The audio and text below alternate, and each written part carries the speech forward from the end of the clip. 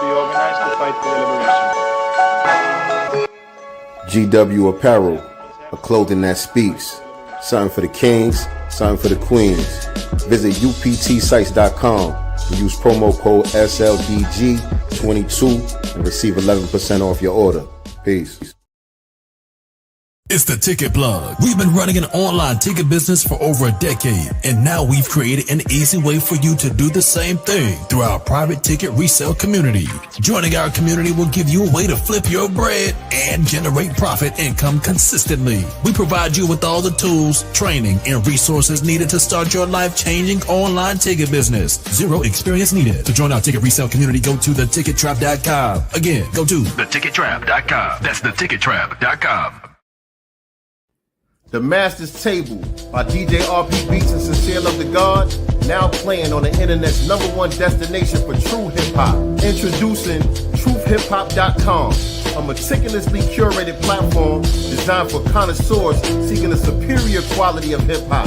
Immerse yourself in an unparalleled experience of 100% bar-heavy, authentically crafted, real hip-hop. Discover the essence of the genre, reminiscent of its golden era, now playing exclusively at truthhiphop.com.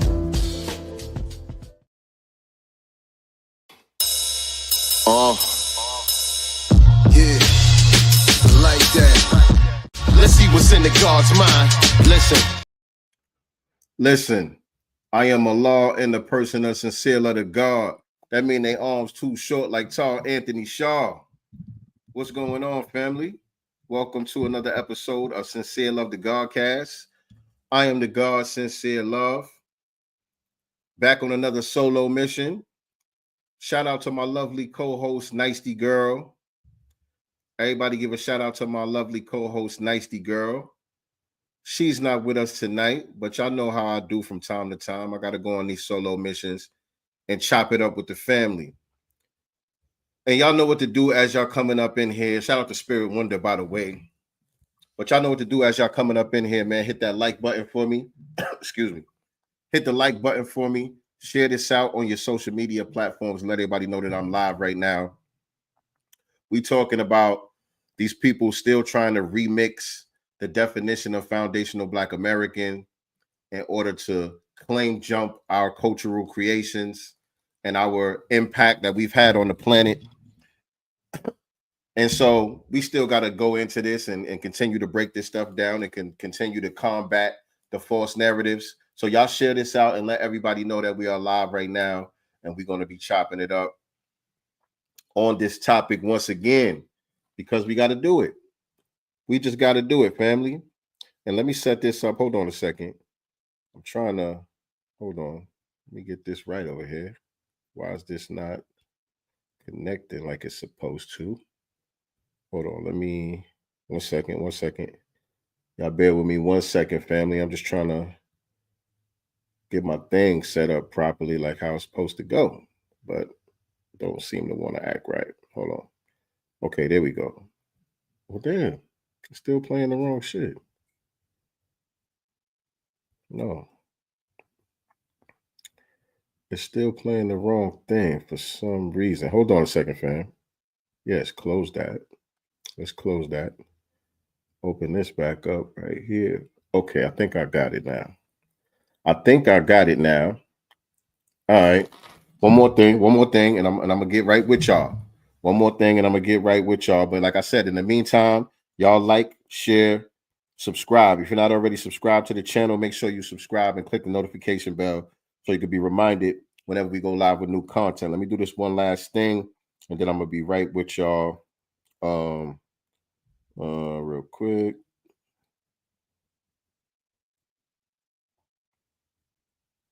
All right. And boom. All right. We good to go. All right. We are good to go now. We are good to go. What's going on, fam? How's everybody feeling tonight? Hope everybody's week has been good so far. We got the weekend coming up, the end of the month already.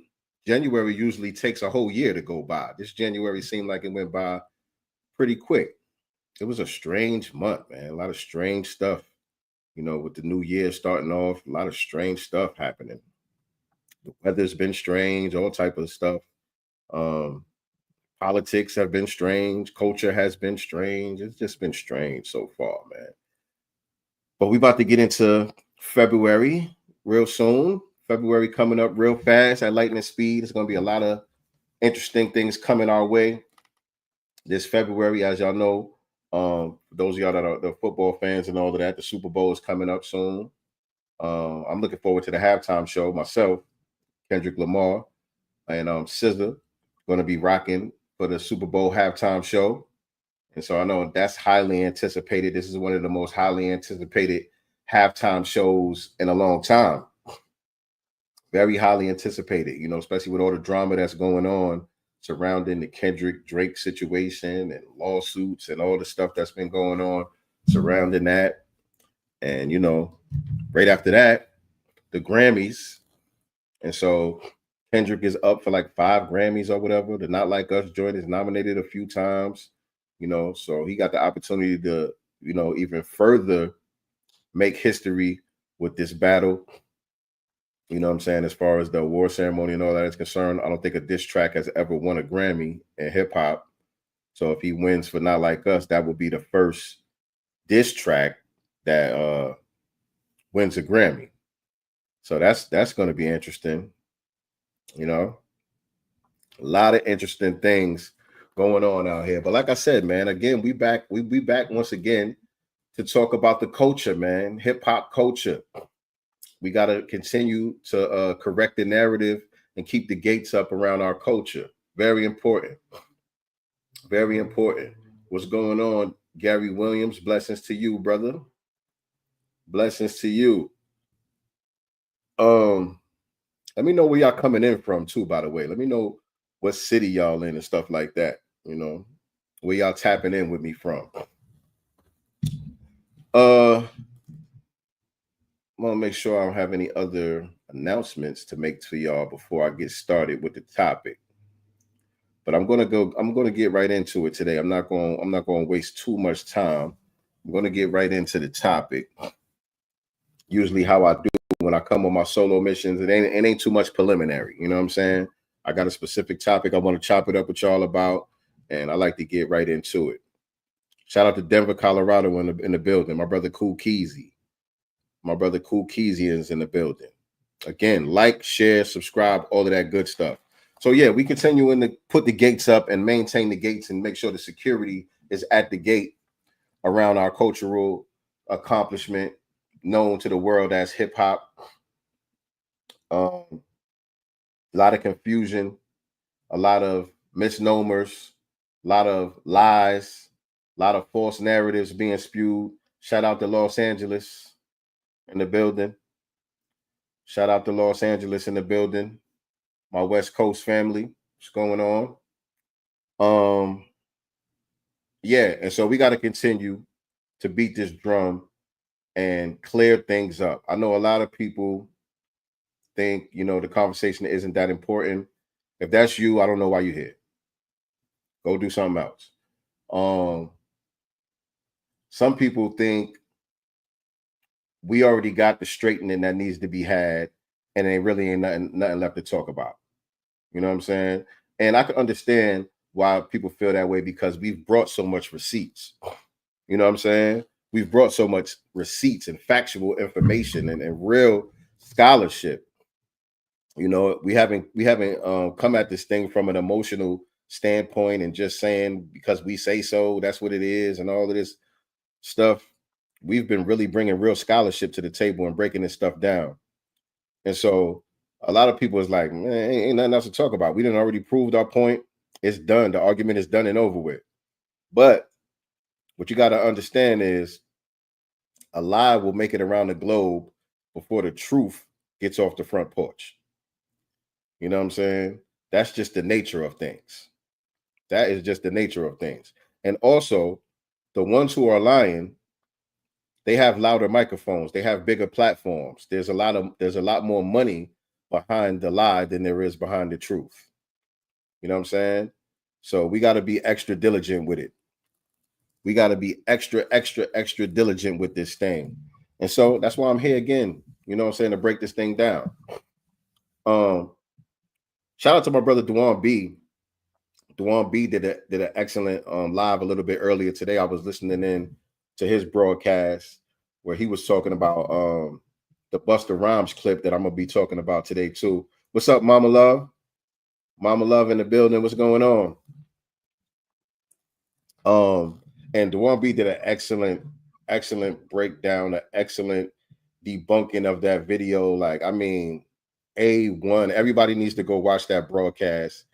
The broadcast that Duan B did earlier. I mean, fantastic.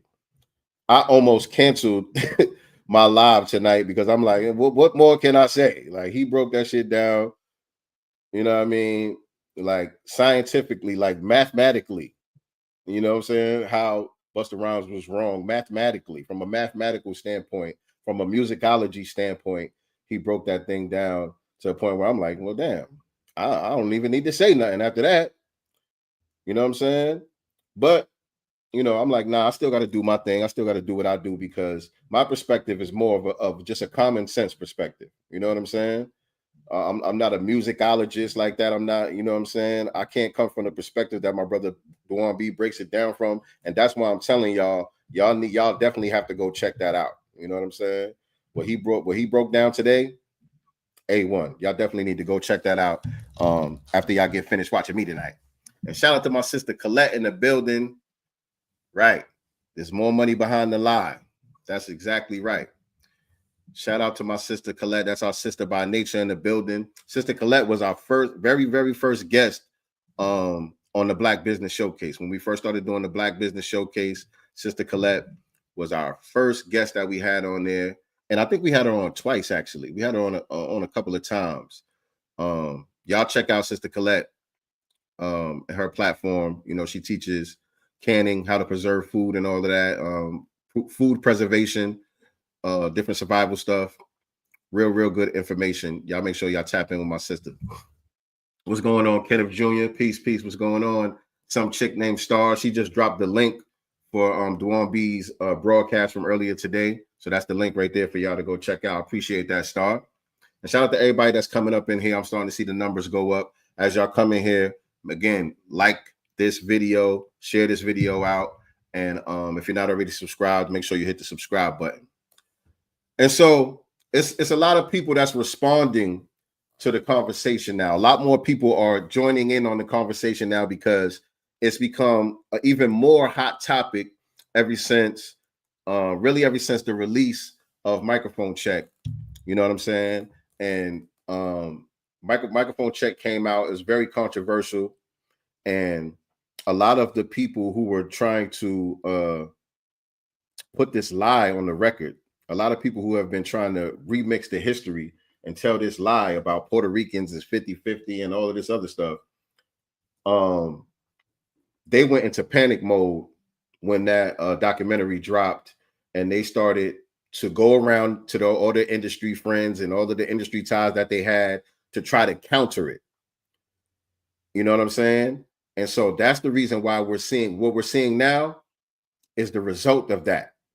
It's the result of people like Crazy Legs and Joe Conzo and Fat Joe and, you know what I'm saying, all of these other people going around to their little inner circles in the industry, the people that have podcasts and the people who have different platforms and voices to try to get them to speak on the issue and to co-sign what they're saying and try to shut down what we're saying.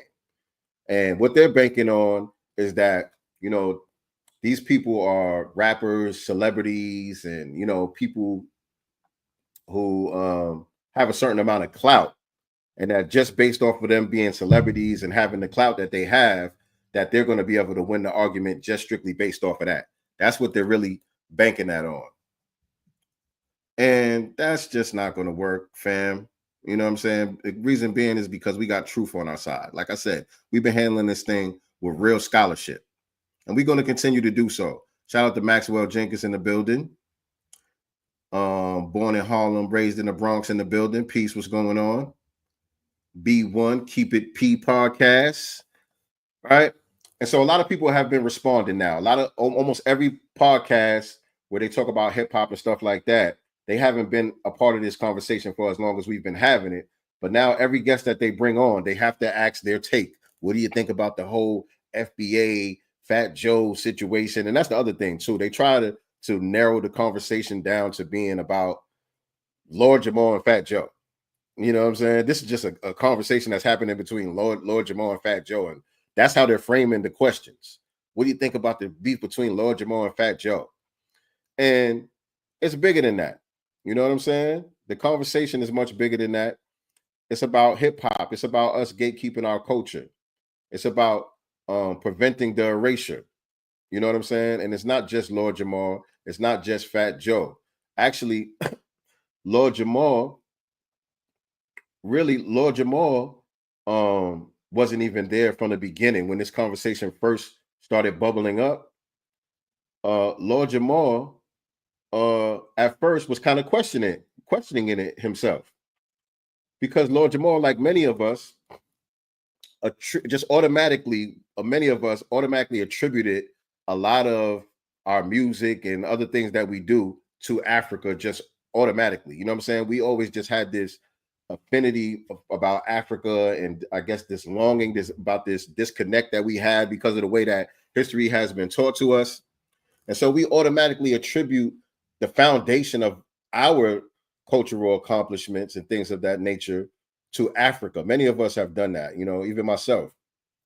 And so when we first started having this conversation, Lord Jamar wasn't on board from the gate, if y'all remember. Lord Jamar was kind of questioning the whole FBA thing and all of that at first, which is nothing wrong with that. If you don't understand something, you ask questions. If something don't sound right, you ask questions.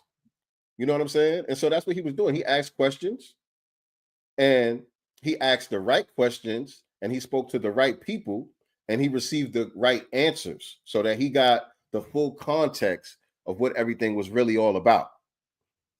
And then he changed his mind.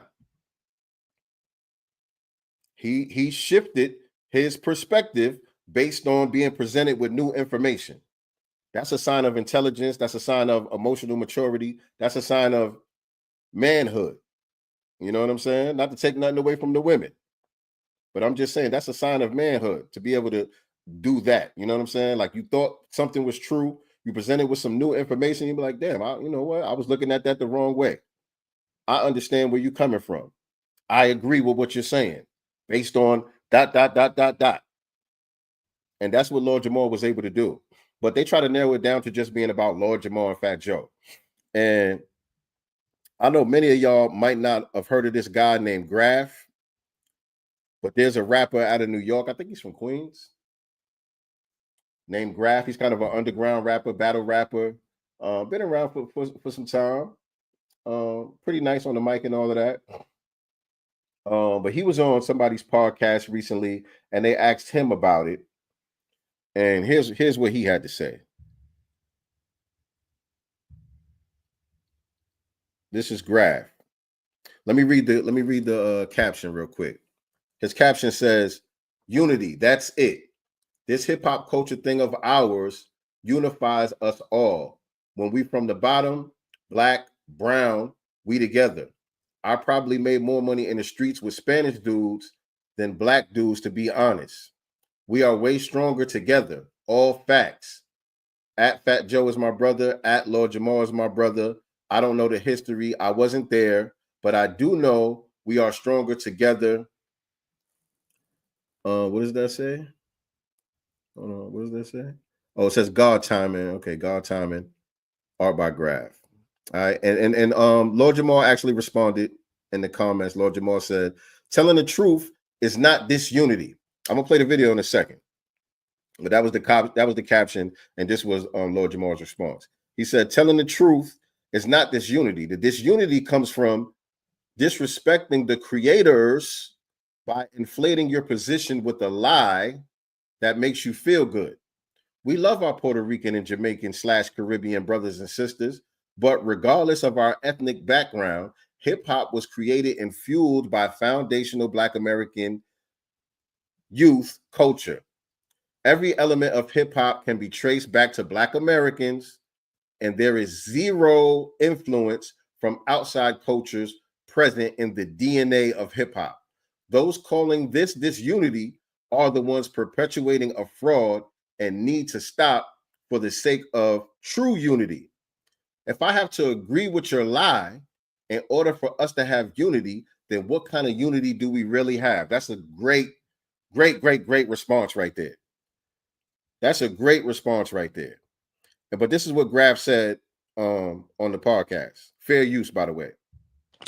When I saw what Fat Joe and Lord Jamal was going through. And that's what I'm saying. I didn't hear the question. I didn't hear how the question was framed. I only saw this clip right here. But immediately, it sounds like, even if the question wasn't framed that way, his response is framing it to a Fat Joe Lord Jamal thing. And even in his caption, he says, I don't know the history. I wasn't there. And that's another thing about this wasn't there thing. I wasn't there, but I know the history. You don't have to be there to know history. It's called history. Many historians weren't in the places in the time that they speak of, that they write about, that they do lectures about and teach about. You know what I'm saying? Your history teacher wasn't there when he was teaching you whatever he was teaching you about whatever period of history in class. So all this stuff about I wasn't there or you had to be there. If you wasn't there, you can't speak on it. That's nonsensical. That was probably what triggered me to call y'all. Saying, "Nah, we gotta speak on this," because that's what triggered me to call y'all. When I saw what was happening between Lord Jamal and Fat Joe, that's what triggered me to call y'all. So this is the whole reason why he want to do an interview. They're doing interviews just to comment on this conversation. Usually rappers, they go to these podcasts, they do interviews and stuff when they got a project they trying to promote. They got an album coming out. They got a single coming out. They're going to be in a movie. They doing something. They got a show coming up. They got something going on that they want to promote. And then, you know, they got usually have a press team or whatever, or if they handle their own business, you know, they reach out to the platforms that they want to get on so they could go and promote what they got to promote. But he wanted to come on here specifically to talk about this issue, even though he admits he doesn't know the history. He admits that he really don't know the history, but he wants to chime in. And that's a thing that really plagues hip hop. Most people in the hip hop industry, the rap music industry, don't know the history. And that's a problem. That's a problem, that you want to be a part of something and you don't even have enough respect for the thing that you want to be a part of to learn the history. You know what I'm saying? Even before I gained the understanding and the perspective that I have now based on, you know, our uniqueness as an ethnic group, I still was always interested in the history of hip hop. You know what I'm saying? That's why I'm familiar with the Bronx story. I'm very familiar with the Bronx story. I know a lot about all of that. I done watched a ton of documentaries. I done read books on this stuff. I used to obsess over, you know, every single magazine that came out, everything that had to do with hip hop. I obsessed over it. I always wanted to know the history, how this came about, who are the people that came before this person, who was this person inspired by it. And I always wanted to know. You know what I'm saying? But many people, the majority of the people in the rap game, don't know shit about the people that came before them. Not forget about going to the origin. They don't even know the generation right before them. They don't even care to know. Let me continue. In my opinion, hip hop is designed to unify us. You know what I'm saying? So it's so counterproductive and hurtful to us as a community to see black and brown at any disconnect. Because in my opinion, hip hop was designed to unify us. So first of all, you don't even know where hip hop came from by your own admission. So how do you know what it was designed for? If you don't know the origin of hip hop, you don't know where it came from. Where do you get this idea that it was designed to unify black and brown?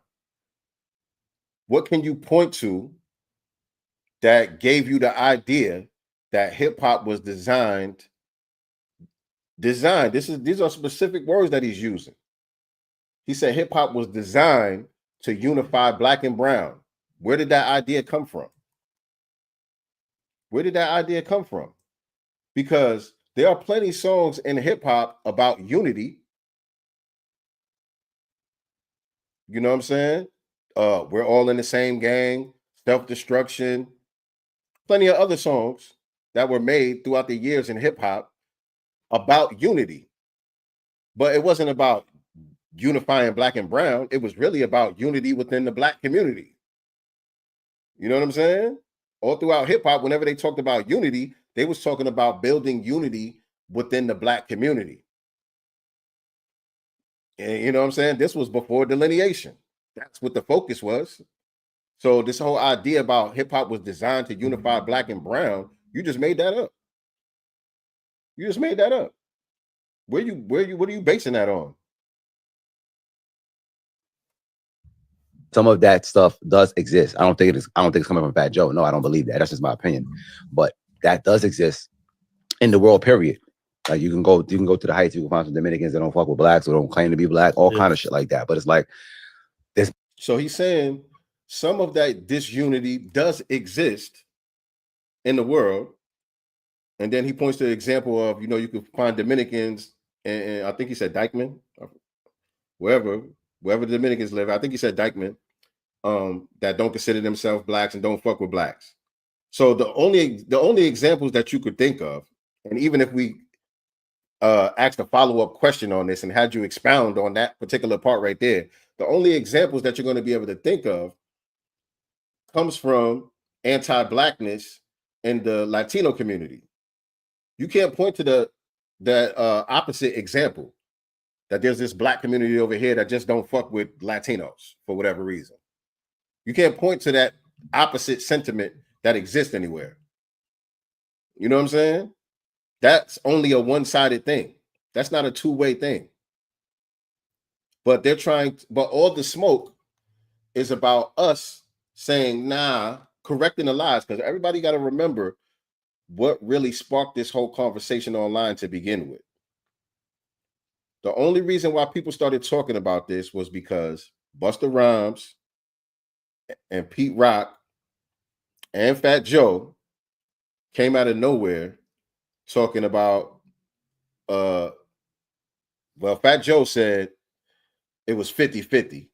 Puerto Ricans and blacks 50-50 created hip hop. Busta Rhymes said Black Americans ain't got no culture. That's all our shit. It's the Caribbeans and the Latinos. We bring all the culture and the flavor over here because Americans ain't got no culture. And Pete Rock actually, basically, he came out the gate saying that it's all Jamaican culture. He said 90%. A lot of people forget about that. A lot of people focus on Fat Joe saying 50-50, but Pete Rock came out the gate saying, nah, this is 90% Jamaican. All of this shit is Jamaican. We taught y'all about hip hop. That's what Pete Rock came out the gate saying. And so those were the comments that really sparked this whole conversation in the first place. But all of the unity talk and the can't we all just get along talk is all directed toward us for responding to that. We responded to that saying, we just saying, nah, that ain't true. And then we're giving you evidence to show you that it ain't true. And now everybody wants to call foul. Everybody wants to call foul and act like we're victimizing people because we're telling the truth.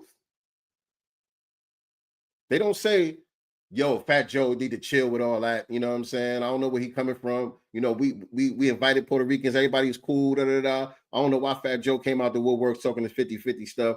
I don't know why Busta Rhymes saying Black Americans ain't got no culture. It's no smoke for that. It's no criticism for that. All the criticism is toward us just telling the truth.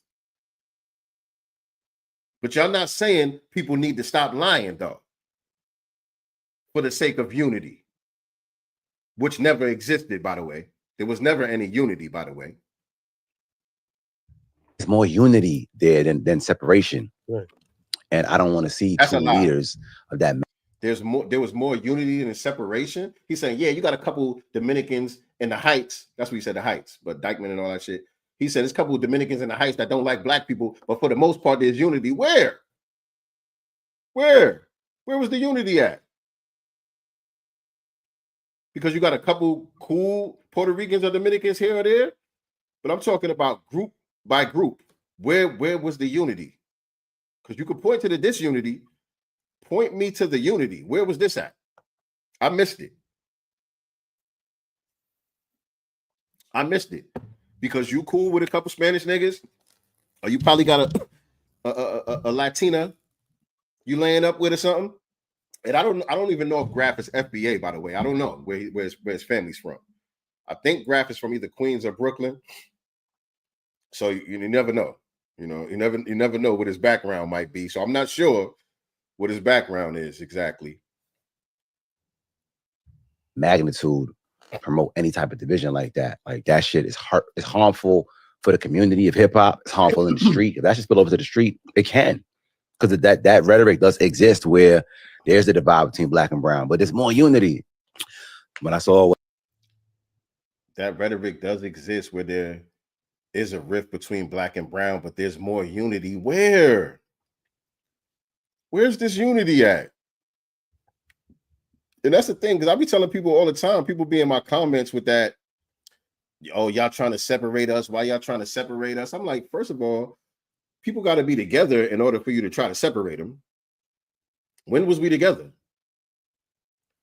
Noah Randall said Graf is Jamaican. I don't know if that's true or not, but somebody in the chat said that Graf is Jamaican. All right? I don't know. Seeing what y'all talking about in the chat. Seeing what y'all talking about. Clout chasing, goofy FBA, huh? These cats clout chasing, shit is goofy, FBA all day.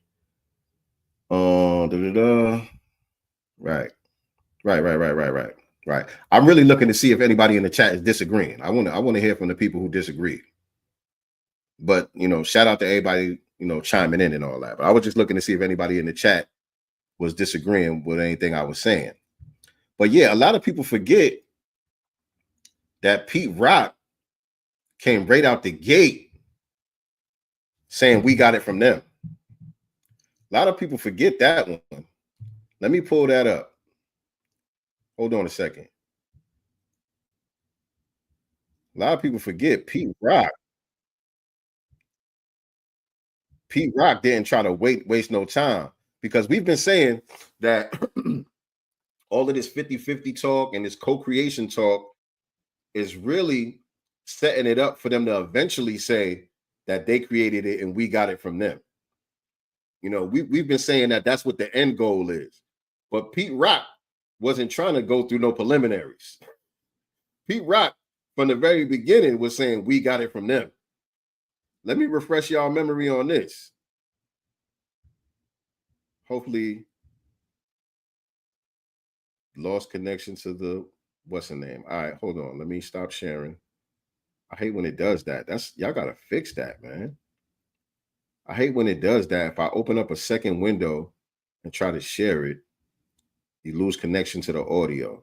Hold on. Let me see if I could redo that. Let me see if I could redo that real quick. Let me see. Did that work? Let me see. And so this interview, this video was posted 6 years ago.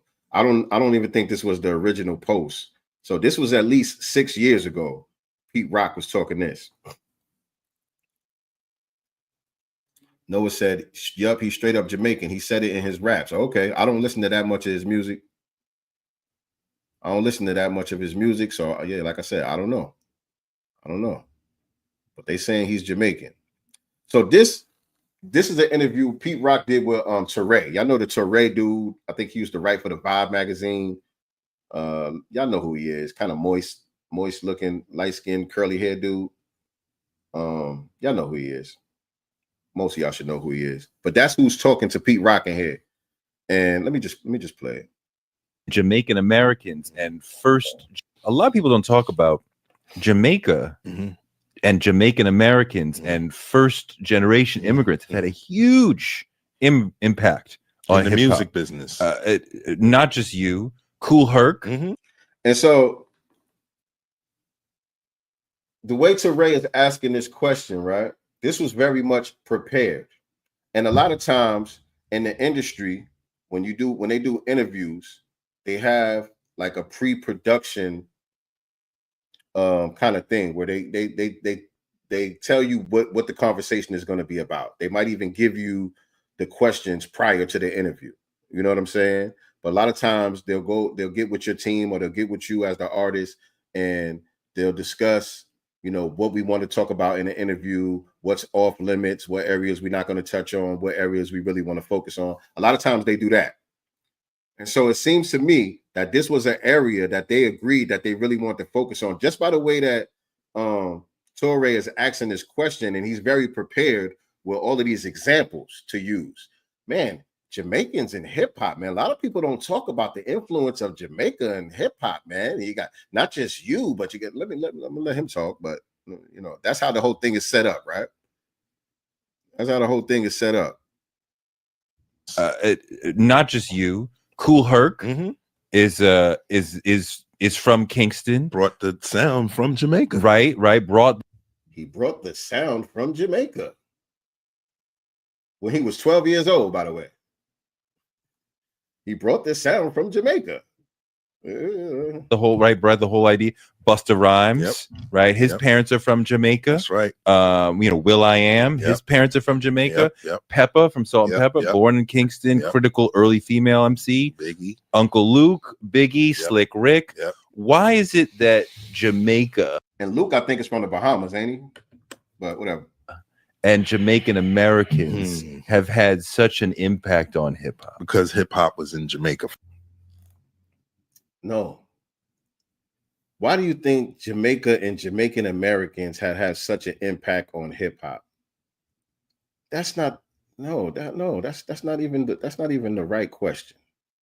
There are many Jamaican Americans who have become staples in hip hop for sure, who are hip hop icons for sure. Not just Jamaicans, but Caribbean Americans, all different people from non-FBA backgrounds have played a part in hip hop and have carved out iconic careers for themselves, right? But the common denominator is their proximity to us, though. That's the thing about it. Nobody in Jamaica has done hip hop from Jamaica in Jamaica and has made an impact. It's only the ones that end up around us. You know what I'm saying? And really the ones that grew up around us. You know what I'm saying? That's why you got certain people that keep it real. Like Slick Rick is obviously a legend, icon. You know what I'm saying? One of my all-time favorites, Slick Rick. And he said it. Dude, when I came to America, I had no swag. I ain't have nothing. I had to learn. He keeps it a buck. He said, I came out here, man, I was like a little nerdy kid. I got around all these New York kids and all that. These Black Americans. He said, it was culture shock. He said, I had to learn. I had to get my swag up. You know what I'm saying? I started listening to the soul music, across the 110th Street and all of that. You know, looking at the blaxploitation flicks, and you know, I had to adjust. He kept it a buck.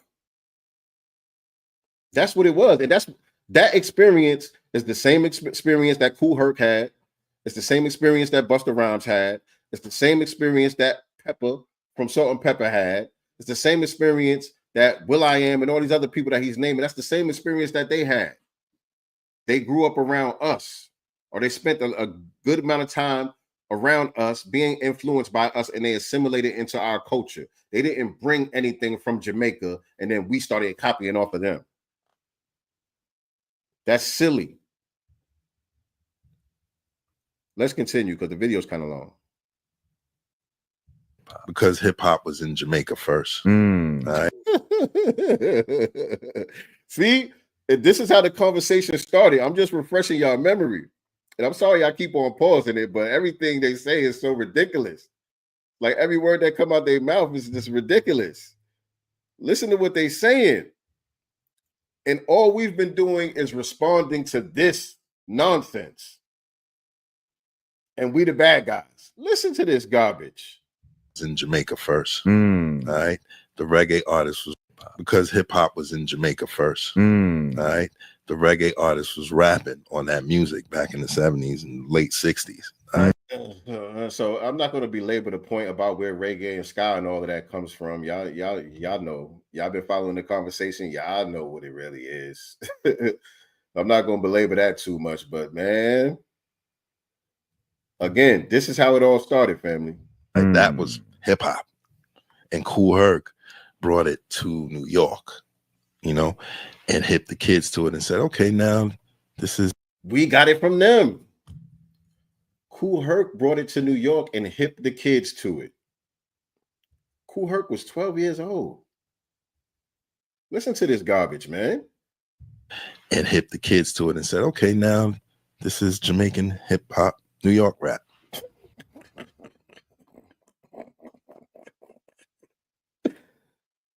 Oh, shit. Come on, man. Come on, man. This is Jamaican hip hop, New York rap. Basically, that's what it is. Mm-hmm. You know what I mean? So I'm proud of that. You know what I'm saying? That, you know, that people can say, you know, I can say that about Kool Herc, you know, the Godfather, who's discovered, you know, breaks in funk music. That's some Christopher Columbus shit right there. Right? You discovered the breaks in funk music. Oh, you're just gonna throw funk in there real quick. Just gonna try to bypass the funk though. He brought the sound from Jamaica, but he discovered the breaks in the funk records. He brought the sound from Jamaica, but you discovered that's some Christopher Columbus shit, man.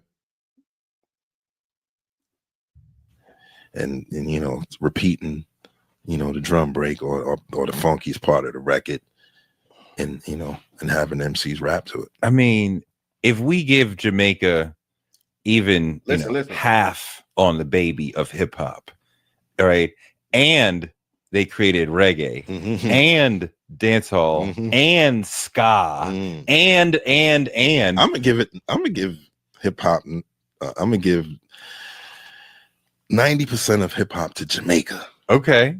But it's a deeply American I mean, invention. It's very much about America, but and not only Kool Herc. So Teray wasn't ready to go all the way there with the lie. Like Teray tried to reel it back a little bit. Teray tried to reel it back a little bit. He's like, come on, I don't think we're gonna be able to sell all of that now. You're going a little too far, Pete Rock. He's trying to give you half on the baby. You know what I'm saying? He's trying to really sell the half on the baby. Pete Rock saying, "Oh, I'm saying it's 90%. It's 90%." and ska and I'm gonna give even And by the way, I just do gotta repeat it since he's putting so much emphasis on that. I do gotta repeat all of the pioneers of ska and reggae say they got it from Black Americans. All of them, the Count Machukis, all of them say they got it from Black Americans. Sorry. They was coming over here to Florida. They was working in the fields and in the agriculture and all of that, picking oranges and all of that stuff they was doing. And they was taking the money that they was making to go and buy records, to go and buy jazz and soul records and bring it back home because they could make more money off of those records than they was making picking the oranges and shit. Not only that, but our radio stations coming out of places like Louisiana, New Orleans, and all of that, the signal was able to reach over to Jamaica so that they could listen to what was happening over here. We had no way of knowing what they was doing over there in Jamaica, family. We didn't know what they was doing over there. How are we going to be influenced by them? They didn't have no radio stations that we was listening to. They tell you, the pioneers of their music tell you that they was trying to be like the Americans. They were dressing like cowboys, Black American culture, and they were doing their version of our music. You know what I'm saying? Look, y'all, I'm not trying to take it away from y'all. Y'all can have it. Y'all created reggae and y'all created ska, but it was influenced. It was heavily influenced by what we was doing over here. What y'all heard us doing over here, y'all put a little tropical spin on it. That's really what reggae and ska is. It's a tropical spin on bebop and soul music. That's all it really is. You know what I'm saying? Rap to it. I mean, if we give Jamaica even, half on the baby of hip hop, right? And they created reggae and dancehall and ska and I'm gonna give hip hop. I'm gonna give 90% of hip hop to Jamaica. Okay.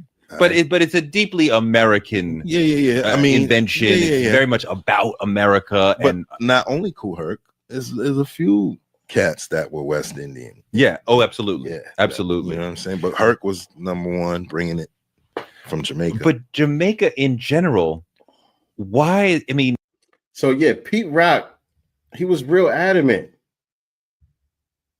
He was real dismissive about the American aspect and very adamant about saying Kool Herc brought all this stuff from Jamaica and we got it from them.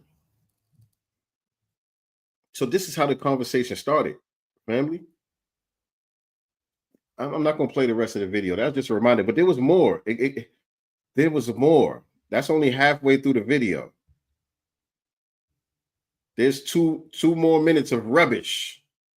Actually, let me see if I can play the Puerto Rican part real quick. They started bringing up Puerto Ricans too. Hold on.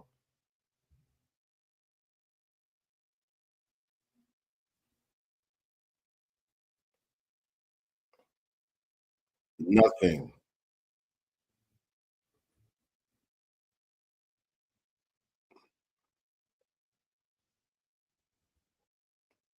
Your name is the Soul Brother, nigga, not the Reggae Brother. You named yourself Soul Brother.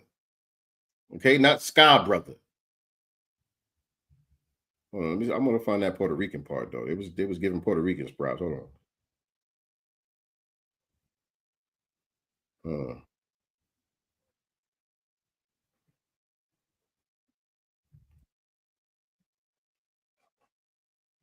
Hold on. Hold on. Hold on, y'all. Hold on, y'all. Hold on.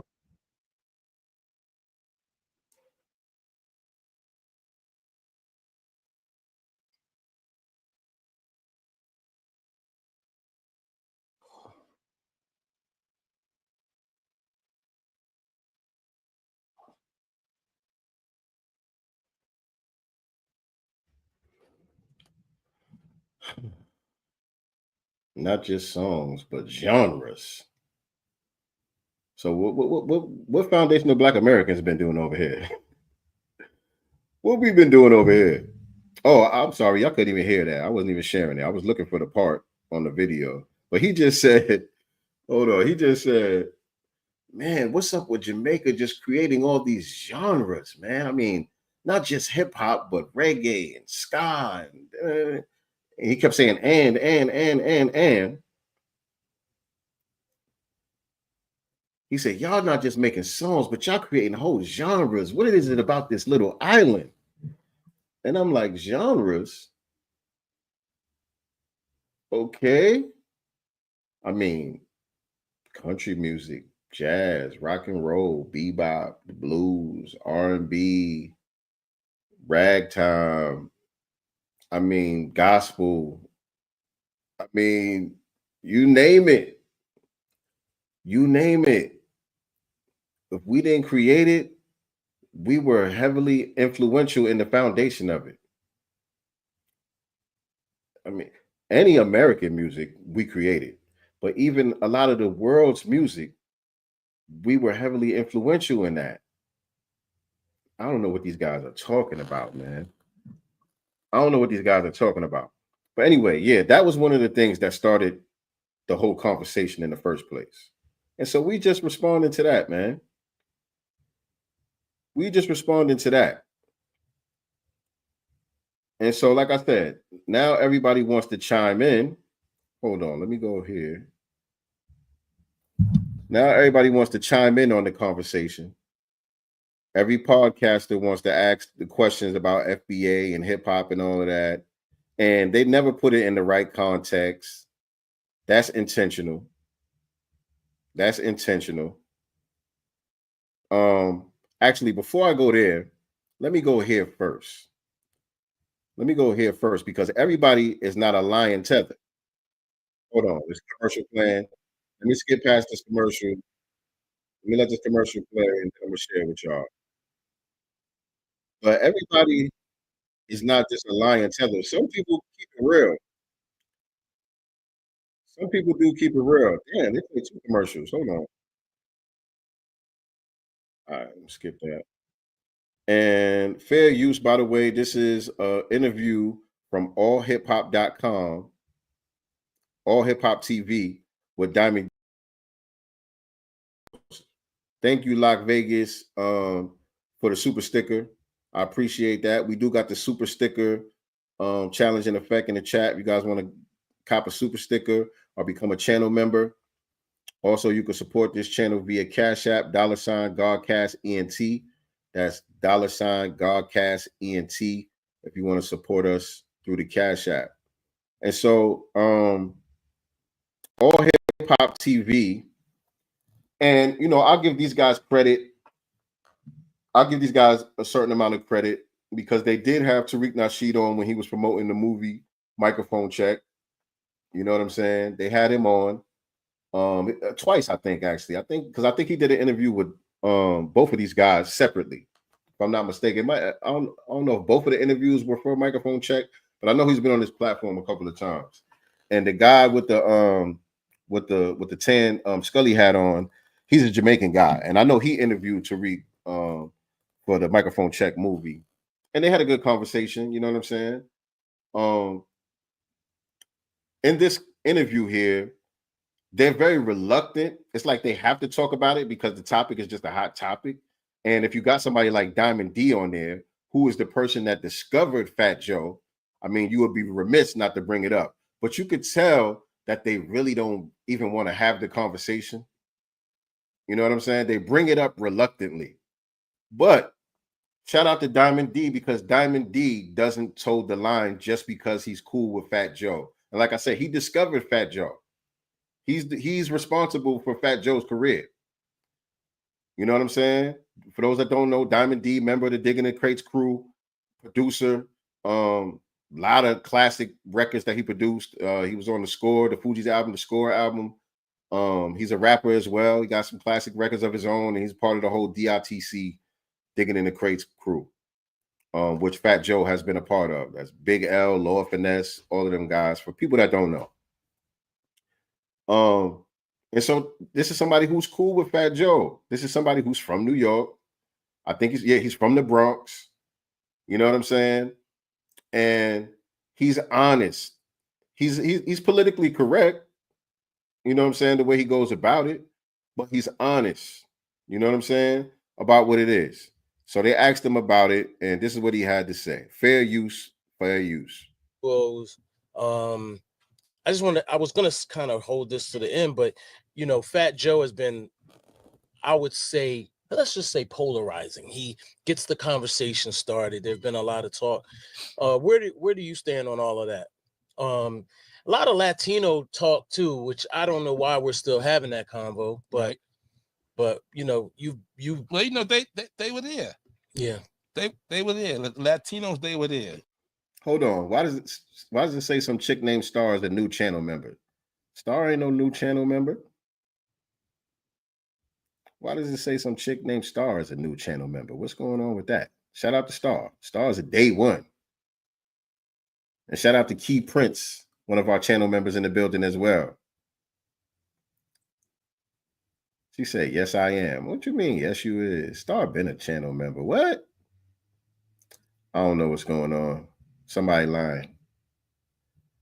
Somebody lying. Stand on all of that. A lot of Latino talk too, which I don't know why we're still having that convo, but you know, you Well, you know, they were there. yeah. They were there. Latinos, they were there. You know, did they start hip hop? No, they did not. Right. Latinos were there. Did they start hip hop? No. That's just the truth. That's just the truth. What's wrong with telling the truth? That's not divisive. That's not divisive. The truth is the truth. But you know, you Well, you know, they were there. yeah. They were there. Latinos, they were there. You know, did they start hip hop? No, they did not start. As far as, you know, spinning records, cutting breaks. You know, even Charlie Chase. Charlie Chase, you know, you got flyers with Charlie Chase name on it from 78 and 77. He'll tell you himself, you know, he first saw it with blacks. But like I said, we all lived together in the South Bronx. We went to school together. You know, we were neighbors, Puerto Ricans and blacks. Yeah. You know what I mean? Are you really the last? Oh, let me let that pass. Let me let that commercial pass real quick. But he's telling the truth. He's telling the truth. And this, again, this is Fat Joe's homeboy. Diamond D discovered Fat Joe. So is he hating? He's from the Bronx. Is he hating? Is he being divisive?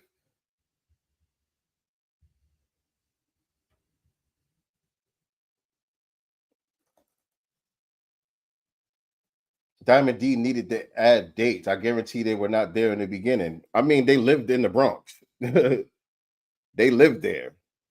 You know, they were present. That's it. He didn't give them credit for, you know, no type of creation or co-creation or nothing. He's just saying they were there. They lived in the Bronx. That's true. Just say this too.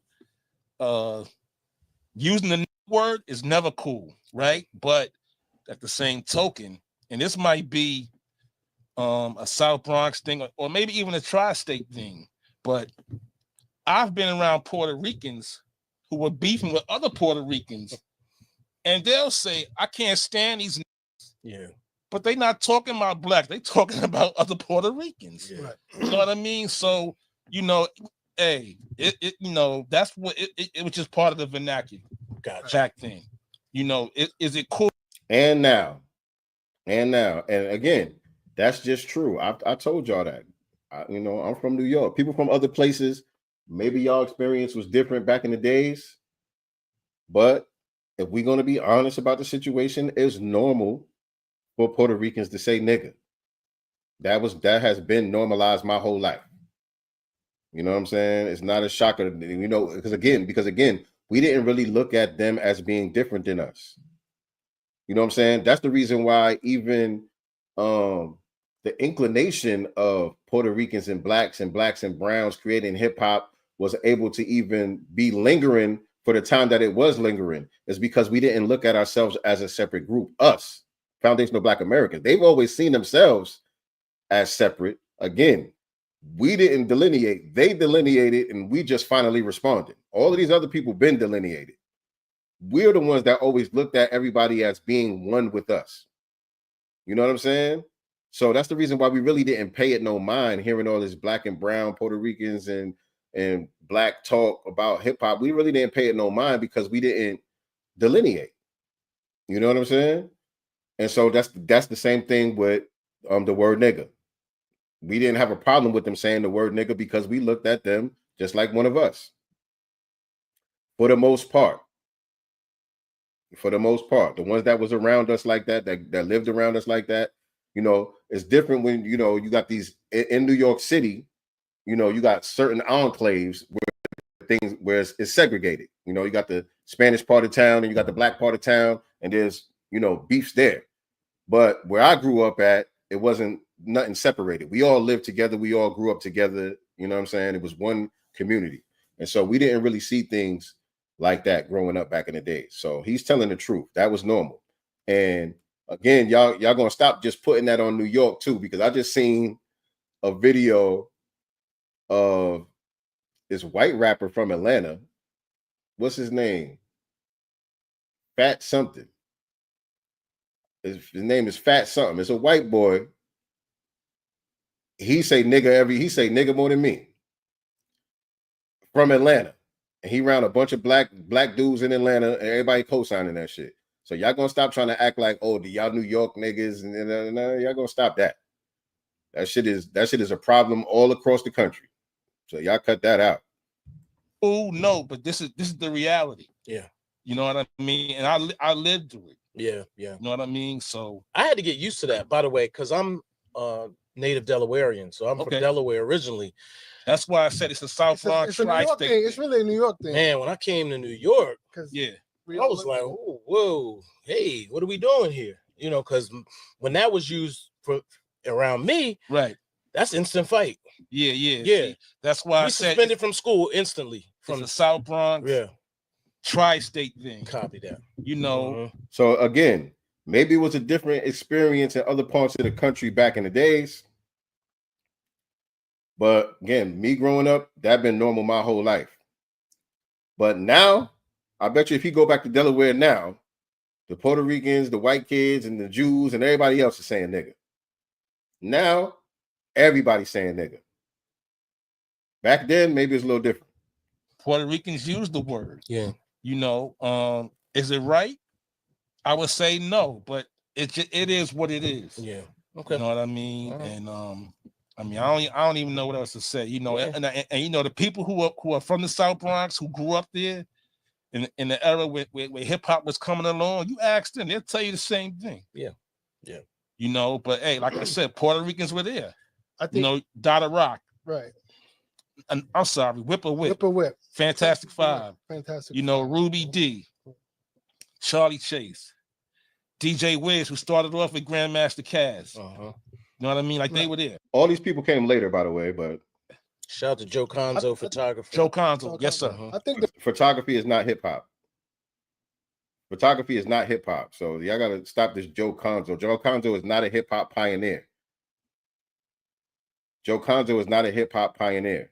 The reason why Joe Conzo, it's not like he was like a trained photographer at the time when he was taking these pictures. He was taking pictures because he was fascinated by what he saw. He was an outsider that was looking in at something that was foreign to him, and he was taking pictures like tourists do. When you're a tourist, you take pictures. But when you're a native, you don't really take pictures because this is your everyday lifestyle. It's normal to you. Like, you know what I'm saying? I'm from New York. I've never been to the Statue of Liberty. My whole life, I've never been to the Statue of Liberty or the Empire State Building. Never went, never cared to go. But if you're a tourist and you visit New York, that's one of the first things you're going to do. You know what I'm saying? That's just how it is. But shout out to Diamond D. Diamond D told the truth. He told the truth. And I definitely respect him for that because, like I said, because of his relationship with Fat Joe, he didn't allow that to compromise his integrity and go out there and just co-sign the lies just because he cool with Fat Joe. Jesse Perry said, "I've been to the Statue of Liberty and the Empire State Building." Yeah, see, I never went. I should go. I should probably go. It's probably cool as hell, ain't it? I never went, man. Let's see. All right, let me see. So, yeah, that was Diamond D. And shout out to him for telling the truth. And so now I'm gonna go to this this Benzino interview. They had Benzino chime in. Hold on. Probably got to skip a commercial on this one too. Benzino, I don't know. I don't know this guy that was interviewing him. I don't think he's whoever this guy is interviewing him. He don't look FBA. But hold on, let me let the commercials pass, and then I'll share this with y'all. And we can get into it. But this was Benzino.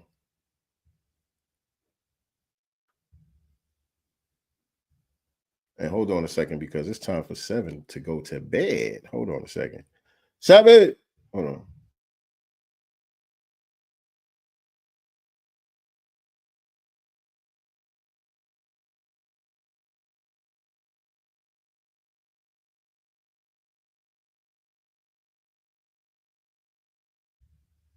Had to tell my son to go to bed right quick because he'll be in there staying quiet and try to stay up.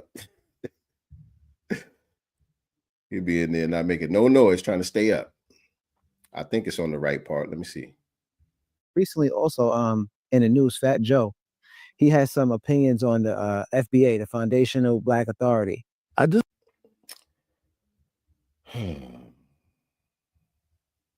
The Foundational Black Authority. He has some opinions on the FBA, the Foundational Black Authority, and he's reading this from his notes. So again, people are jumping in this conversation. They don't have no context of what we actually talking about, what's really being said. And so some of the artists who are going on these platforms and getting asked these questions, I almost can't blame them, because if they don't know, and this is not making no excuses for nobody, but just hear me out for a second. If I'm a rapper, I'm not really tapped in with the grassroots like that. I don't know about the delineation movement and not really familiar with the term Foundational Black Americans. I've been hearing little noise here and there about this conversation about blacks and Puerto Ricans and who started hip hop and all that, but I don't really know, the full context of the conversation. You know what I'm saying? And I show up on this podcast, and somebody asked the interviewer asked me a question like this. Hold on. You know what I mean? Like, my thing is, look, I like the podcast that about the people. Right here, hold on. I mean, but I don't, you know what I'm saying? Nori's, see, they all have different formats. Gillian Wallow's format seems pretty broad on, you know what I mean? Like, my thing is, look, I definitely, want to get in the podcast game. It's right here. I just want to go about it different. You know what I'm saying? Just everybody has their own niche. You know what I'm saying? So right here, right? It's right here. It's right here. My bad, y'all, for that. But like I said, I don't know nothing about, the delineation movement, Foundational Black Americans. All these are new terms to me. I'm not really tapped in like that. And then I come on a podcast and somebody asks me a question like this. Sure. Now, recently, also, in the news, Fat Joe, he has some opinions on the FBA, the Foundational Black Authority. This is the first time even. If I'm in that situation, am I really going to be able to give a solid answer? The questions are not framed right in the first place. Sometimes it's done intentionally. Sometimes a lot of these people just don't know what they're talking about. They're just trying to do content and they're just trying to jump on whatever topic is hot.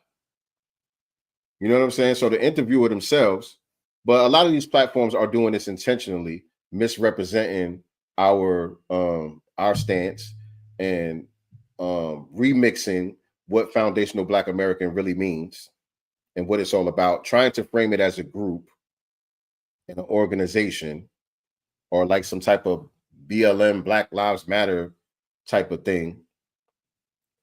And the person that I'm talking to don't know the difference. So they're going by what I'm saying. They're going by what I'm asking them. I almost can't blame those artists for responding the way that they respond. I'm not saying that that's the case with Benzino. I don't know. But that's the way that this comes across. You know what I'm saying? And Benzino is not FBA either, by the way. Benzino, his family is from Cape Verde or something like that. He's from somewhere else. I forgot exactly where. I actually his dad gets his hair cut at the barbershop where I work. I met Benzino a couple of times. Like whenever he's in town, he brings his dad to the shop to get it cut and all of that. You know what I'm saying? But they're not Black Americans. That's what I do know. I heard like when did people start saying the FBA? What is that? It's new. Like Tariq Nasheed, I forgot the other guy's name. But when did that? What's it based on? What's the like? Is this like Black Lives Matter? Right. So if you don't know, you ask questions, right? And so I think Benzino kind of knows. Like again, I think this was kind of like, why is Benzino doing an interview? Like I said, usually people do interviews when they got something going on. They got something coming out. Is Benzino dropping an album that I don't know about or something? Is he going to be in a new reality show or something? Why is Benzino doing an interview? I'm thinking these people are doing interviews just to talk about this subject. Why are we interviewing Benzino? What's going on? So I don't believe that Benzino doesn't know. I think this is all pre-planned to talk about this. You know what I'm saying? But he's playing dumb.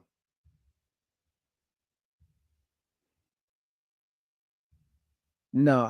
It's like they're just into Black people, African Americans, Black that are born here. They're just into Black Americans, Black people that are born here. So they're just into. So again, you're framing it as some type of group, and we're into something. No, we are Black Americans. That's what a foundational Black American is. Foundational Black Americans. We are the Black people here who aren't. We're not immigrants. Our lineage goes to the foundation of America. We built this country. That's what a foundational Black American is. It's not these people who are into what? And we're not against, it's not about being into or against anything. You know what I'm saying?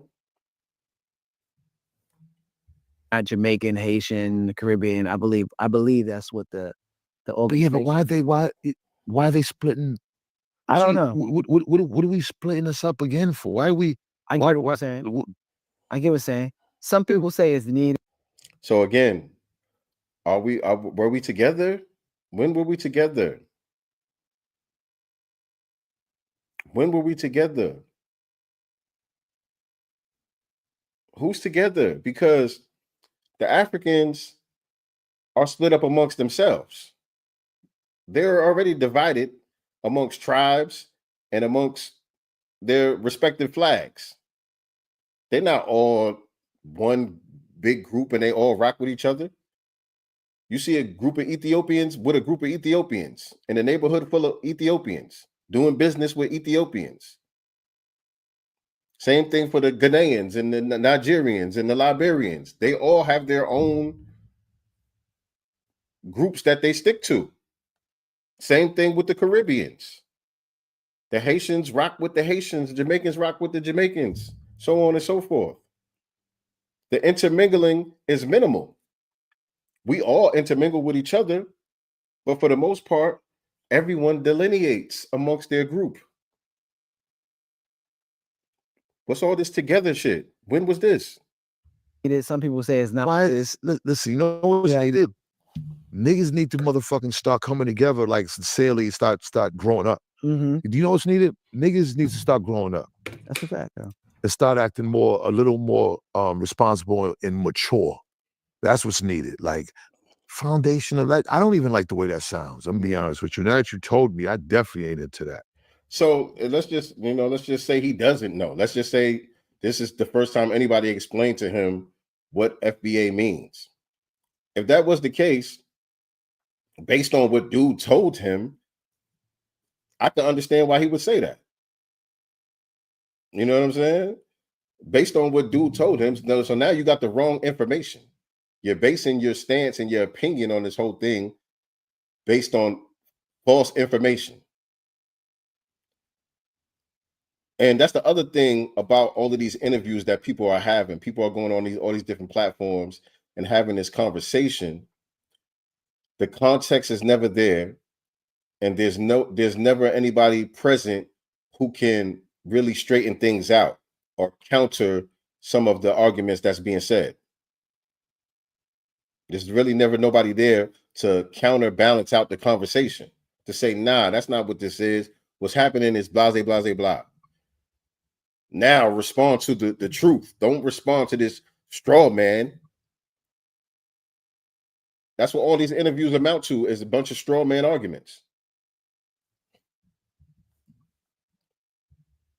So go ahead. No, I was gonna say, well, you don't agree with the sentiment because without Jamaican people, do you understand? Do you understand what Jamaican people have given to our culture?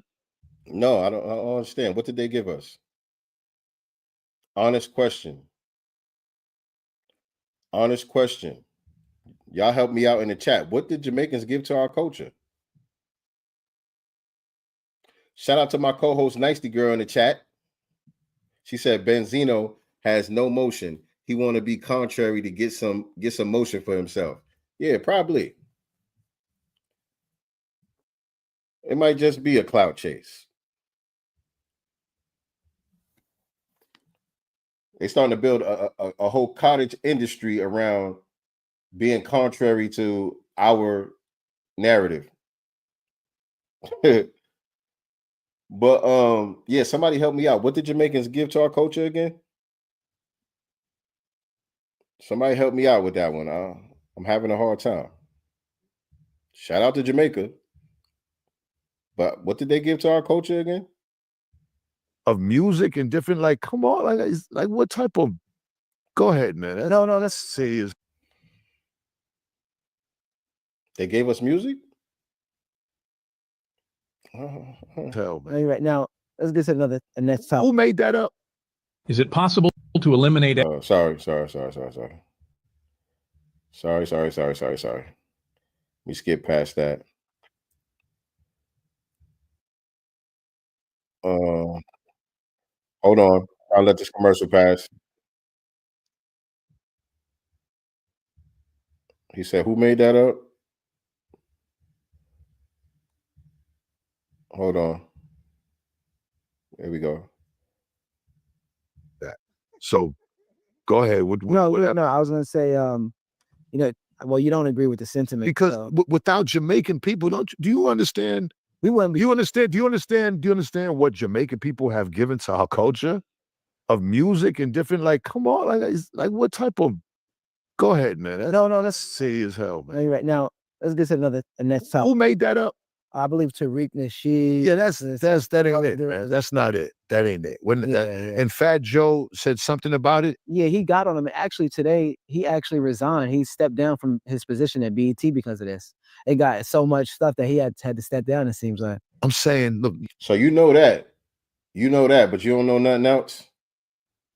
That's what I'm saying. A lot of this misframing is intentional. You know what I'm saying? You know that. You know Fat Joe had to step down from his position and all that because of the fallout behind this. But you don't know the basis of everything, where it all comes from. People wouldn't understand this about. He was calling him broke and stuff like that too. Look, Joe has to stop doing that. Yeah. Joe got to stop doing that. But in Joe's defense, yeah, Joe seen hip hop growing up in the Bronx. The Bronx is where hip hop started. And everybody was in the Bronx. Black, Jamaican, Puerto Rican. This was, you know what I'm saying? Yeah. This was the birth of hip hop, bro. Like, so Joe's not looking at it like that. He's seeing it as he understands. But the foundation, I don't agree with the foundational black. That is bullshit, because without Jamaicans, things would be different. Like, you can't just. So yeah, man. This is what we got to deal with. And I mean, a lot of people don't really take Benzino serious like that. There's not that much of a threat coming from Benzino.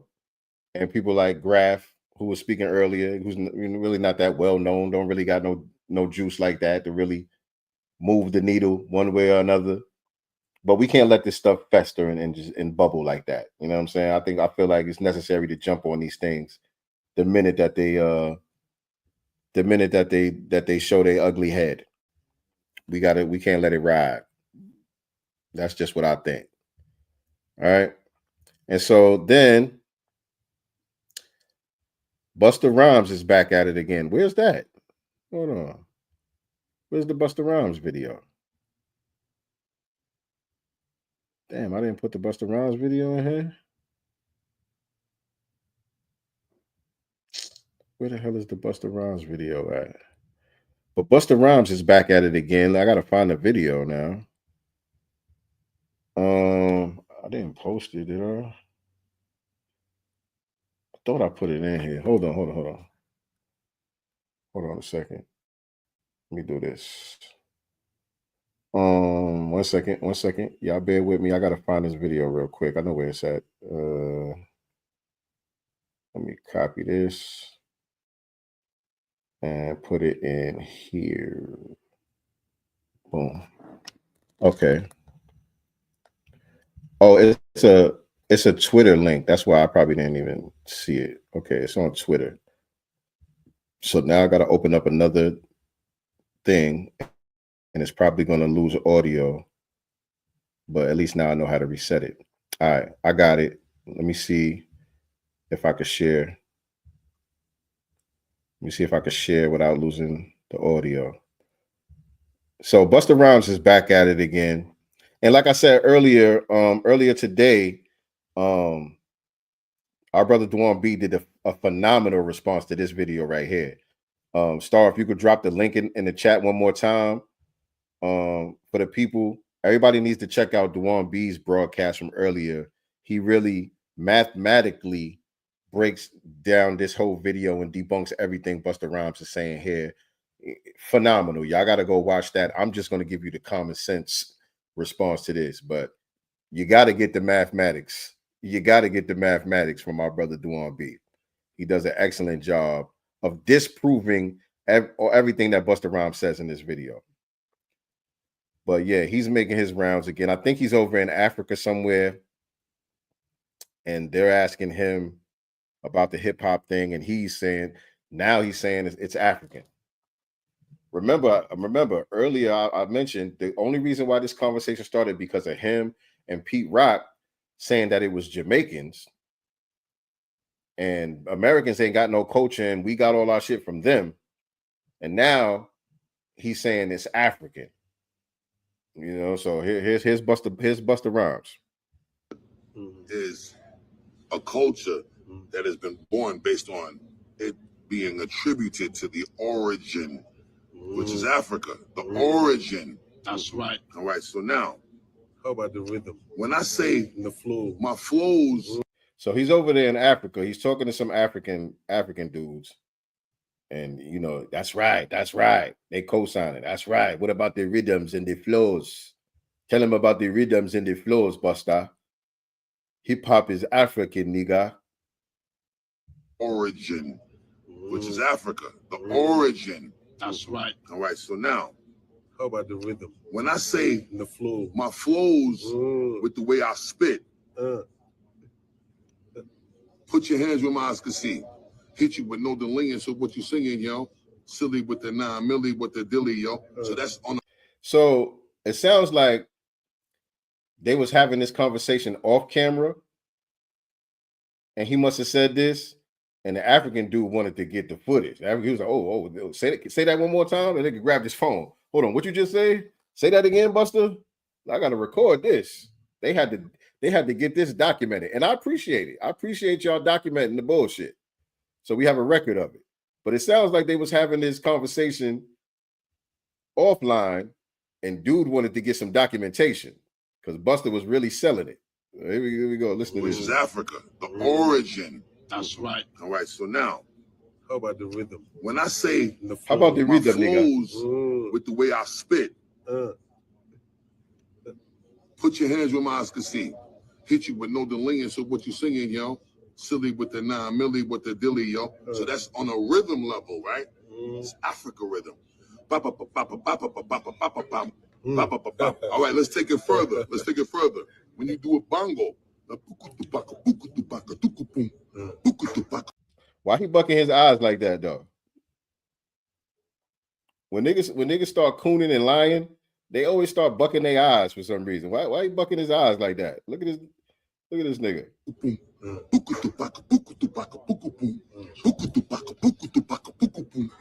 When When you do a bongo, the puku tupaka, puku tupaka, tuku pum, puku tupaka, puku tupaka, puku pum, puku tupaka, puku tupaka, puku pum. That's all Africa. When you do a bongo, the puku tupaka, tuku pum, puku tupaka, puku pum, puku tupaka, puku pum. That's all Africa. That's nigger babble. That's all nigger babble. That's not scholarship, my nigga. This is what I'm saying. These are your receipts. That's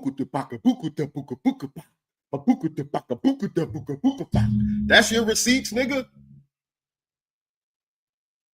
Where's the scholarship? You got people out here doing real, I'm talking about real scholarship. People like Dwan B. The whole microphone check documentary.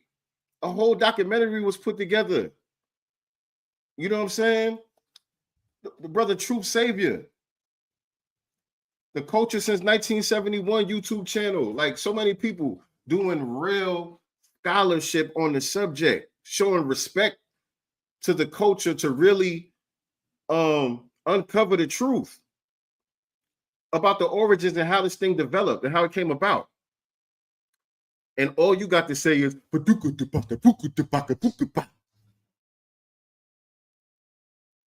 that's your scholarship, my nigga. That's just nigger babble. And again, y'all got to go watch Dwan B's broadcast from earlier because he breaks down the sample that he used on that song. And then he talks about, like I said, from a mathematics standpoint of how the drum pattern, the American drum pattern, drops on the 2 and the 4. The African drum pattern is on the 1 and the 3. It's a totally different rhythm. It's a totally different pattern. Mathematically, the time signature is totally different. You cannot even, Busta Rhymes, you cannot say the verse to any one of your songs, especially that song. You cannot take what the acapella from that song and blend it in with an African bongo drum. It will not sit in the pocket. It's going to be totally off beat.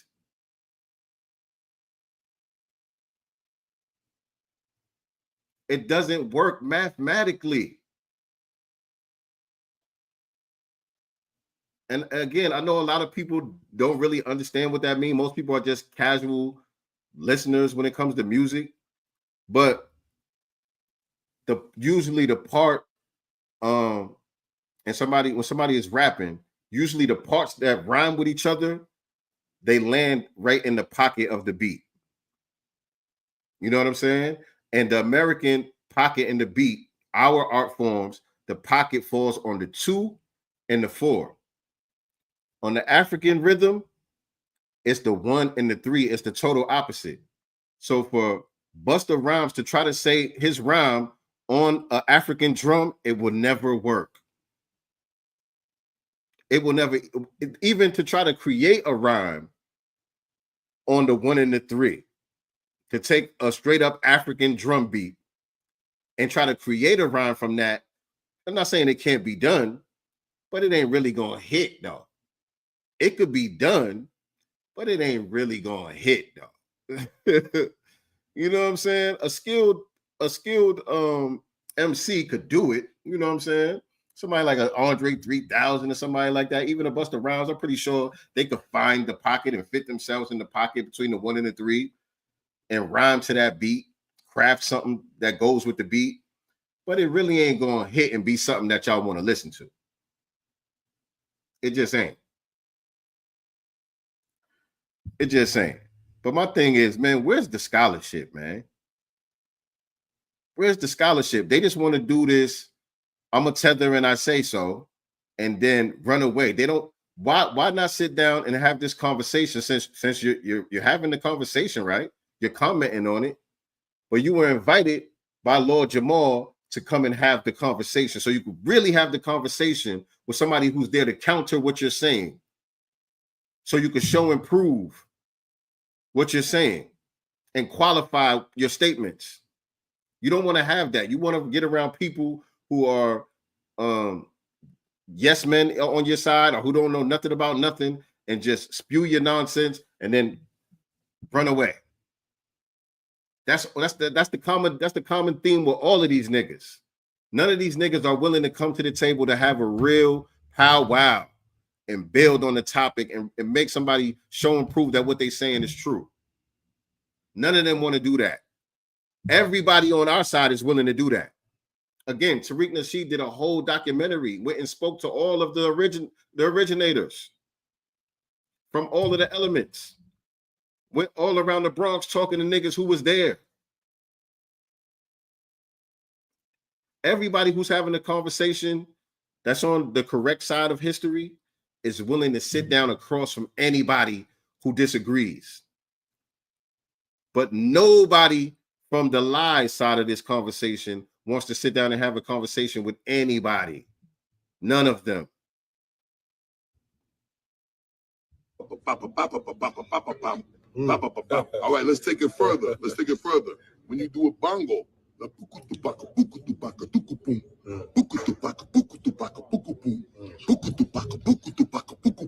that's all Africa.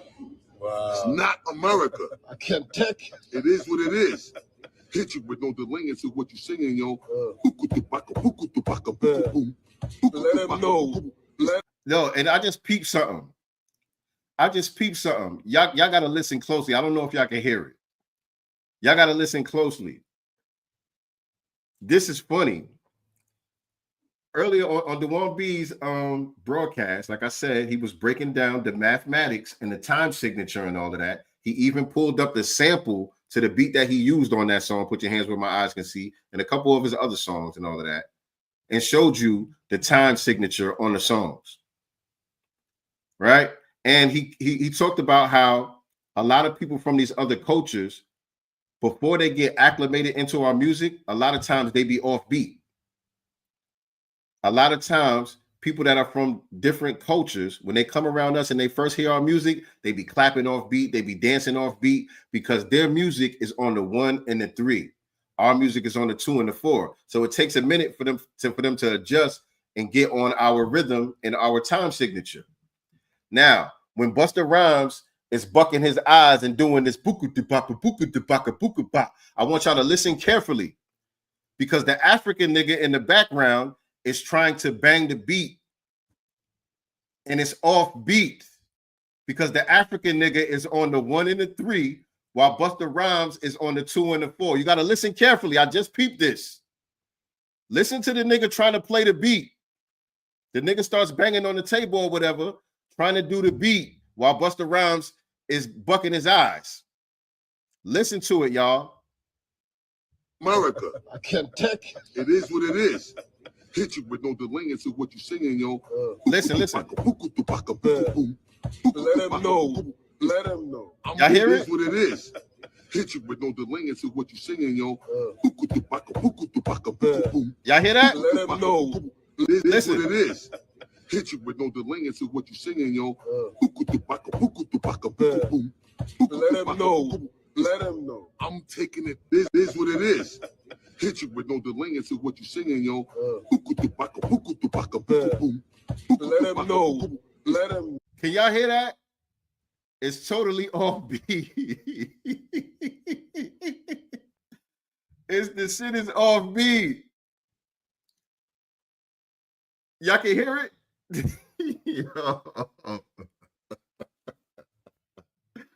The nigga got debunked in his own video. You debunking yourself, my nigga, at this point. You debunking yourself at this point, man. The African nigga can't catch the rhythm because they on opposite time signatures. You can't make this shit up. You can't make this shit up, man. One more time. What you singing, yo? Let him know. I'm taking it always back to the origin. So I'm not here to argue. I'm not here to dispute. I'm not here to argue, I'm not here to dispute means I don't want to debate. I'm not here to argue, I don't want to dispute means I'll say this shit when nobody's around to counter my argument, but I'm not trying to sit across from nobody and have this conversation for real, and prove what I'm saying. That's what that means. I'm not here to argue, I'm not here to dispute. That's all that means. Is I ain't going back and forth with you niggas. I said what I said. I'm out of here. The truth, y'all could invest your time and waste it trying to dispute the truth. Can't change the truth. Only lies change. That's the most interesting part about this whole video to me. That part right there. Let me play it again. Let me play it again. How he ends the video perfectly. The truth, y'all could invest your time and waste it trying to dispute the truth. Can't change the truth. Only lies change. Oh, man. Trying to dispute the truth. Can't change the truth. Only lies change. Trying to dispute the truth. Can't change the truth. Only lies change. You can't change the truth. Only lies change. So when you're telling the truth, your story stays the same over time. Every time you tell the story is the same. Every time you present your side of the argument, if you're telling the truth, it should remain the same. It shouldn't change. Hold on. Let me see if I can find something real quick. Y'all keep that in mind. He said you can't change the truth. Only lies change. Where's my let me hold on. Let me see if I can find this video real quick. If you haven't done so already, hit the like button for me. If you haven't done so, go ahead and hit that like button for me. Busta Rhymes said, the truth never changes, only lies change. So let's check this out. Let's go back in time a little bit. Because that video that I just played, that's recent. I think he's in Africa now. Or he was there very recently. But that's a recent video. And he's saying it all goes back to the foundation and it's Africa. That's his argument now. But the truth always stays the same. Only the lies change. Usually, you only have to change your argument when you get caught in a lie. Right? I'm still looking for the video while I'm talking. Hold on. I'm going to find this video. Hold on. But usually, when you get caught in a lie, that's when you start changing things up in your story. You got to remix it a little bit. You're like, oh, that didn't work. That didn't work. They didn't go for that one. Let me switch it up a little bit. Hold on. This might be one right here. This is not the one I was looking for, but this might be one right here. Hold on. Hold on. Because another thing that I always like to remind people when we're having these conversations, when we're talking about hip hop, we're talking about a culture. We're not just talking about rap music. So when they're claiming hip hop, they're claiming the culture of hip hop, not just rap music, but the entire culture of hip hop. Right? So I always like to remind people of that. And so this is not the video I was looking for, but this is one of the videos where he was talking about where all of this stuff comes from. And this is what he said then. Remember, the truth never changes, only the lies change. This is around your neck, brother. I need an explanation. What? All right, I've seen jewelry before, but jewelry has never jewelry Fair use, by the way, fair use. in this way. Yo, your jewelry is jewelry. Jewelry has never jewelried in this way. Buzz, what's that around your neck right now? So Slick Rick is my favorite artist. There you go. Everything about his aesthetic, I feel I'm the embodiment of that. West Indian upbringing. We got Jamaican parents. We represent and exemplify that Caribbean culture through the wardrobe. Look, man. So this is him attributing hip hop culture to the Caribbean and the West Indian upbringing. Did he say Africa? He wasn't saying Africa. He was saying it was a Caribbean thing. He was giving props to the Caribbean. He wasn't saying Africa. He didn't mention Africa. If we look at, we can go back in time and study ancient Africa when they was wearing a lot of jewelry and all of that. A lot of the kings and emperors and all of that, they was wearing truck jewels back then. So you could kind of stretch it and say that if you want to say that, right? But he wasn't saying that. He was saying it was a Jamaican West Indian thing. And here goes another one. So the truth never changes, only the lies change. Right? And I think there's some music on the background of this video too, so I might have to pause it. But this is Busta Rhymes before, fair use. Damn, this whole hip hop shit was birthed from Jamaica.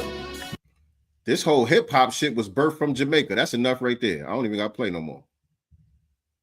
That's enough right there. Hold on.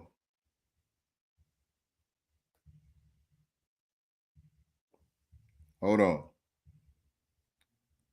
What he said? Hip hop was birthed from, this whole hip hop thing was birthed from Jamaica.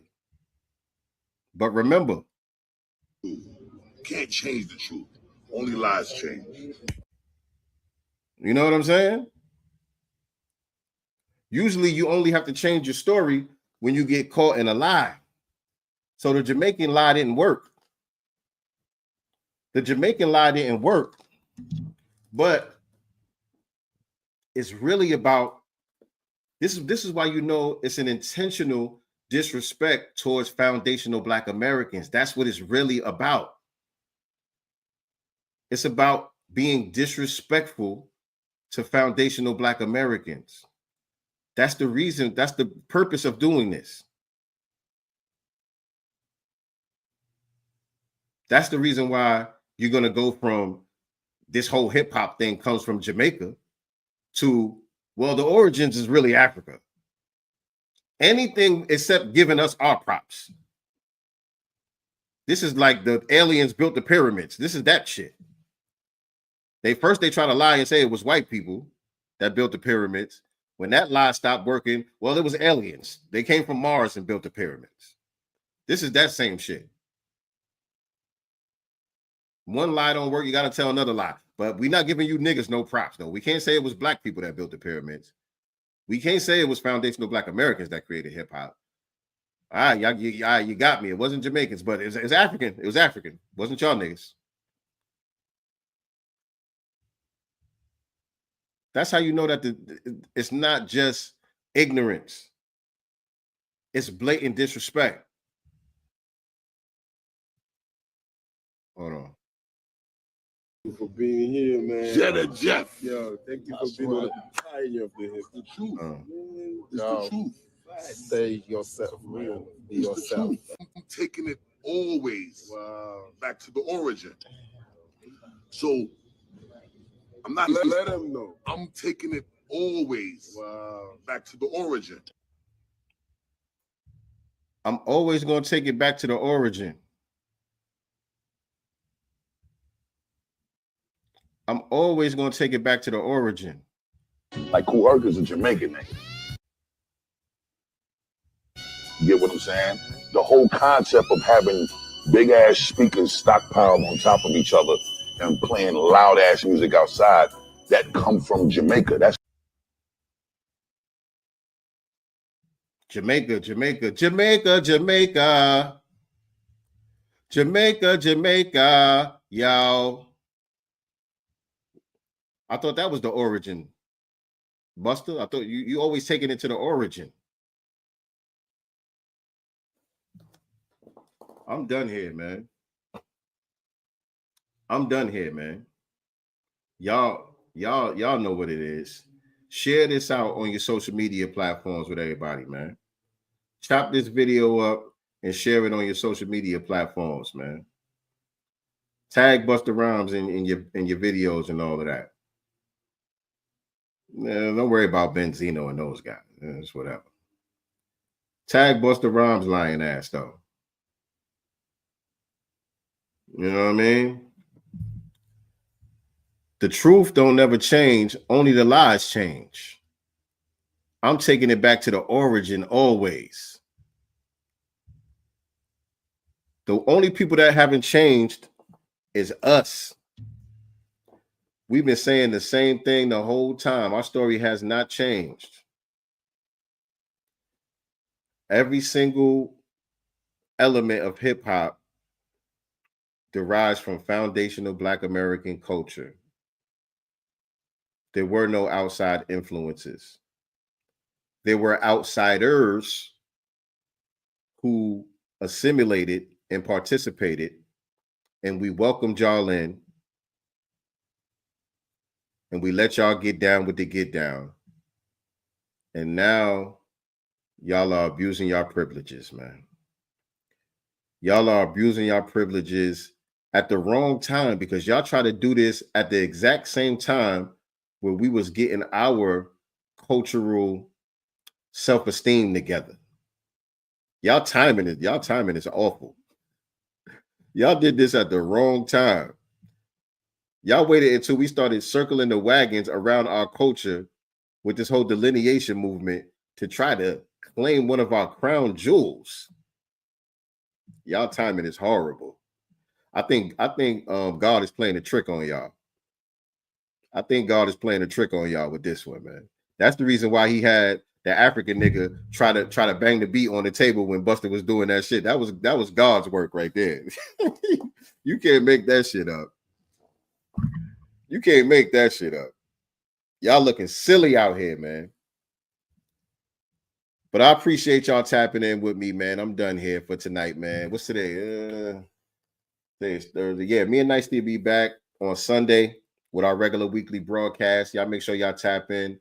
We should be at our normal time, which is usually 6 p.m. Eastern Standard Time, 3 p.m. Pacific Time. I got to check my son's basketball schedule to see what we might have to move things around if he got a game around that time, but I'm not sure.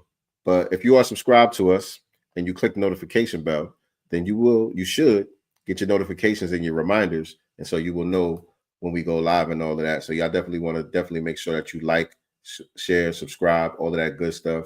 If you're watching this on the replay, shout out to you as well. Leave us some comments in the comment section. Let us know what you think.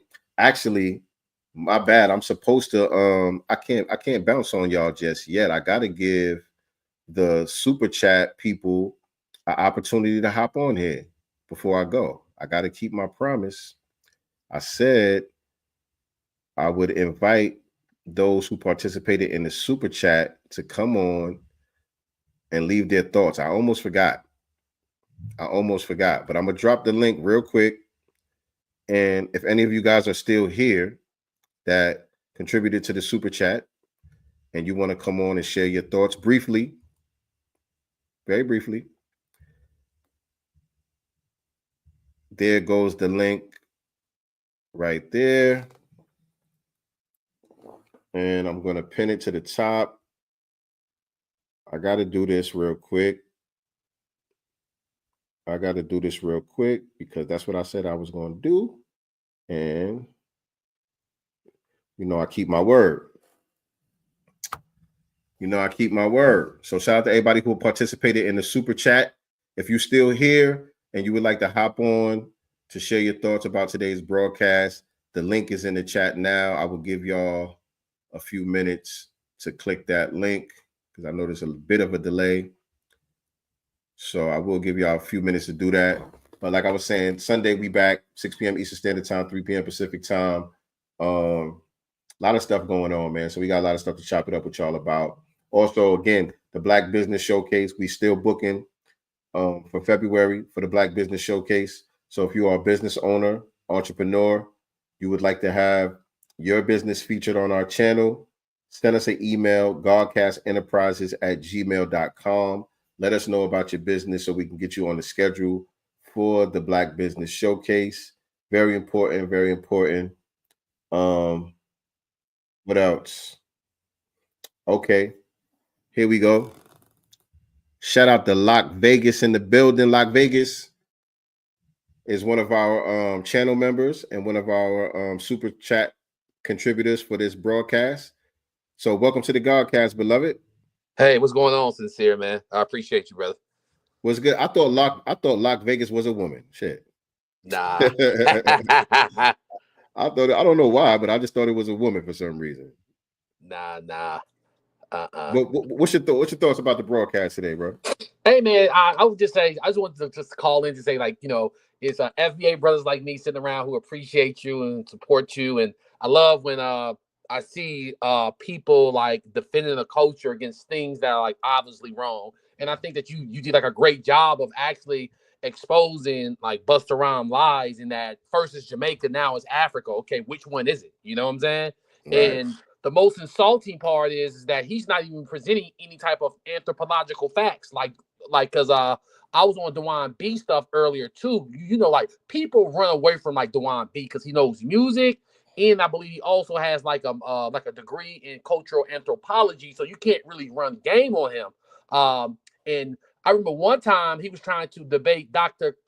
Cologne when he came onto his channel, and Cologne would not debate him. You know what I'm saying? So everything you're saying is true. I really appreciate you, man. I'm always gonna be around here supporting y'all, but just keep going. And I'm glad that I actually can take like some of my money and give it to FBA business, because what you guys doing here is for the culture, but it's also a business. So all of us need to support. And I just want to say thank you.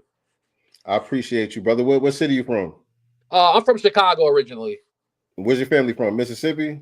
Yeah, Alabama? Mississippi, Arkansas. Most people in Chicago got lineage that goes back to Mississippi, like 85%. Right. It's like FBA. But my grandmother is from Mississippi. My other grandmother is from South Carolina. And one of my granddads is from Arkansas, and the other one is from Texas. So, got it. All FBA though.